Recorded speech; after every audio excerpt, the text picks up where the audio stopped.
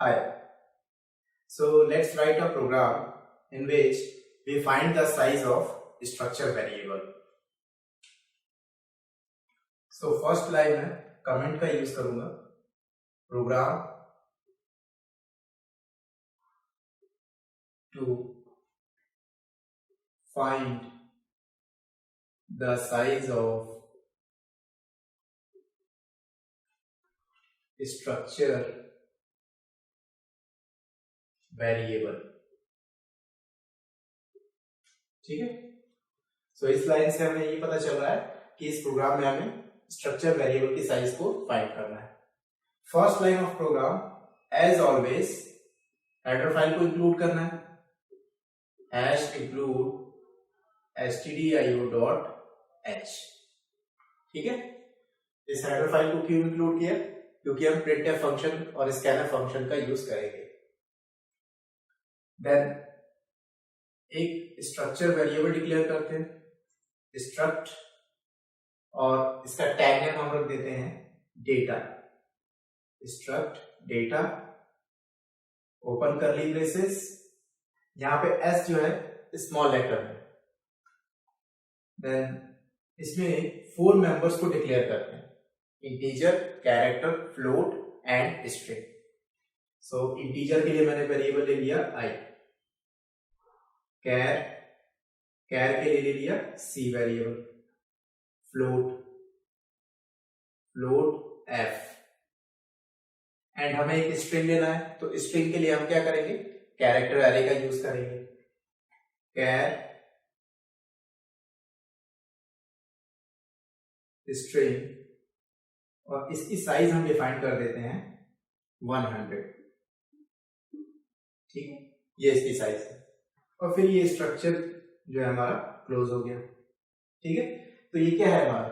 ये है स्ट्रक्चर का प्रोटोटाइप. ठीक है, या फिर इसको आप डिक्लेरेशन भी बोल सकते हैं. प्रोटोटाइप और डिक्लेरेशन में कभी भी मेमोरी एलोकेट नहीं होती है. हमेशा जब आप स्ट्रक्चर को डिफाइन करोगे तो ही मेमोरी आप जो है स्ट्रक्चर को एलोकेट होगी. So let's write main function. Main function का रिटर्न टाइप इंटीजर लिया हमने, int main. Then main function की बॉडी स्टार्ट हो गई ओपन करली ब्रेसेस से, और यहां पे मैंने स्ट्रक्चर को डिफाइन किया with the help of struct keyword. उसके बाद उसका टैग नेम है डेटा. ठीक है, और स्ट्रक्चर के वेरिएबल का नाम लेट से टी रखते हैं. ठीक है, तो T is a structure of type data. Data क्या है? स्ट्रक्चर का टैग नेम है. ठीक है. नाउ प्रिंटफ फंक्शन की हेल्प से हम क्या करेंगे? इस पर्टिकुलर टी वेरिएबल का साइज फाइंड करेंगे. Printf memory occupied by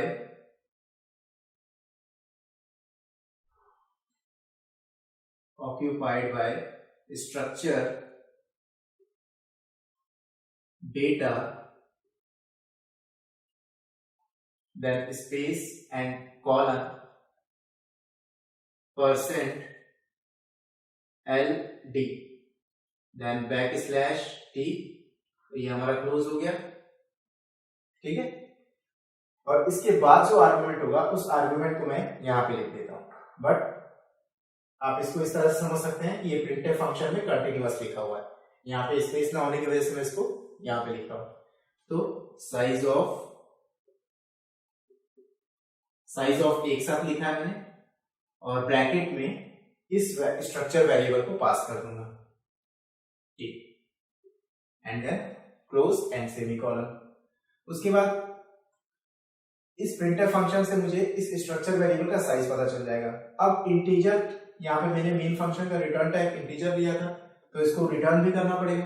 return के लिए मैंने स्टेटमेंट लिखा return 0, and then main function close हो गया. ठीक है.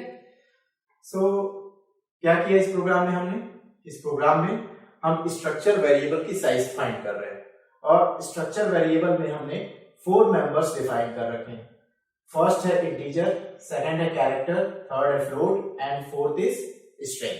ठीक है, स्ट्रिंग को हमने कैरेक्टर एरे की हेल्प से यहाँ पे डिफाइन किया है. मेन फंक्शन में हमने स्ट्रक्चर वेरिएबल जो है डिफाइन किया है, यहां तक अभी तक हमने डिक्लेयर किया था, लेकिन यहाँ पे हमने डिफाइन किया है। और उसके बाद प्रिंटफ फंक्शन की हेल्प से इस स्ट्रक्चर वेरिएबल के साइज को मैंने फाइंड किया है। तो आपको पता होना चाहिए ऑपरेटर प्रेसिडेंस टेबल में हमने साइज ऑफ जो है ऑपरेटर के बारे में पढ़ा था, और साइज ऑफ ऑपरेटर को मैंने एक अलग से वीडियो में भी बताया था कि कैसे हम किसी डेटा टाइप की साइज को फाइंड कर सकते हैं। तो साइज ऑफ ऑपरेटर की हेल्प से जो है आप किसी भी डेटा टाइप की साइज को फाइंड कर सकते हो। और स्ट्रक्चर वेरिएबल डी यहाँ पे क्या है, एक यूजर डिफाइंड डेटा टाइप है, तो इसकी डेफिनेटली हम साइज फाइंड कर सकते हैं। तो इसका आउटपुट क्या आएगा, इसका आउटपुट जो है मशीन डिपेंडेंट होगा। क्यों मशीन डिपेंडेंट होगा, क्योंकि मशीन में जो है इंटीजर, कैरेक्टर, फ्लोट जो डेटा टाइप्स होती हैं वो वेरी करती हैं अकॉर्डिंग टू 32 बिट आर्किटेक्चर और 64 बिट आर्किटेक्चर। सो इस प्रोग्राम को मैंने अपने पीसी पे ऑलरेडी रन किया हुआ है, और मेरे पीसी पे जो है इसकी आउटपुट जो आई है वो आई है इस तरह से आउटपुट आएगा। मैं आउटपुट आपको बता दे रहा हूं, मेमोरी ऑक्यूपाइड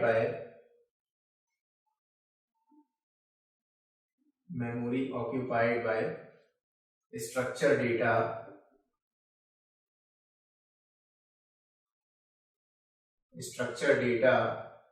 इज कॉलन उसके बाद 102। तो 102 जो है हमारा 112 जो है हमारा यहाँ पे आउटपुट आया है।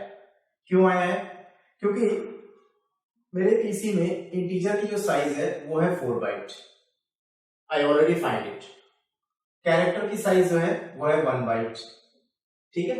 फ्लोट की साइज है 4 बाइट, और यहाँ पे हमने कैरेक्टर एरे लिया है, स्ट्रिंग लिया है, तो इसमें जितना आप वैल्यू पास करेंगे, जितनी इसकी साइज आप डिफाइन करेंगे, उतना ही इसको बाइट मिलेगा। तो यहाँ पे टोटल कितना बाइट मिलेगा, आपने अगर 100 डिफाइन किया हुआ है तो 100 बाइट साइज मिलेगा। अगर इसको हम सम अप कर दें तो कितनी वैल्यू आएगी, टोटल वैल्यू आएगी 100 प्लस 4 प्लस 1 प्लस 4, कितनी आ जाएगी 109। बट आंसर में 112 आ रहा है। ऐसा क्यों, क्योंकि स्ट्रक्चर में जब भी आप किसी वेरिएबल की साइज फाइंड करते हैं तो वहां पे due to padding and alignment, इसकी वजह से क्या होता है कि कुछ साइज जो होती है वेरिएबल की वो बढ़ जाती है, ठीक है।